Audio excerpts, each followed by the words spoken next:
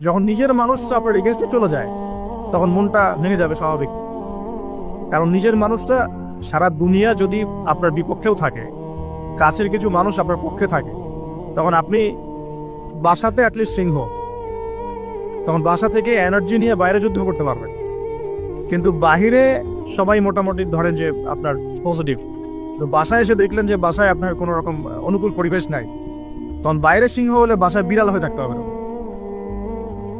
দেখেন ইব্রাহিম আলাইহিস সালামের জীবনে আর মুহাম্মদ সাল্লাল্লাহু আলাইহি ওয়াসাল্লামের জীবনে একটা স্পেশাল নিয়ামত ছিল, সেটা হলো স্ত্রীদের নিয়ামত।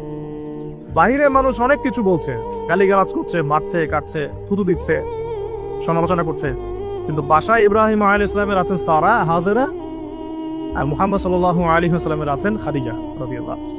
অ্যাটলিস্ট বাসায় আপনি একটা একটা কি বলবো যে বড় একটা প্রশান্তির জায়গা আপনার বাসায় আছে। তো এটা একটা বড় নিয়ামত যেটা ইব্রাহিম আলাইহিস সালাম এখন হারালেন কিভাবে? বাবা বাসা থেকে বের করে দিল।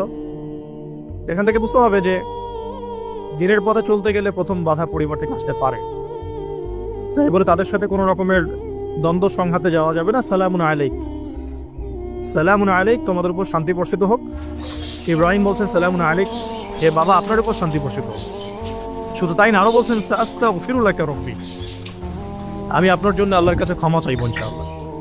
ইন্নাহু কানা বি হাফিয়া, তিনি আমার প্রতি খুব মার্সিফুল, আশা করি তিনি আমার দোয়া কবুল করবেন। কিন্তু যখন তিনি জানতে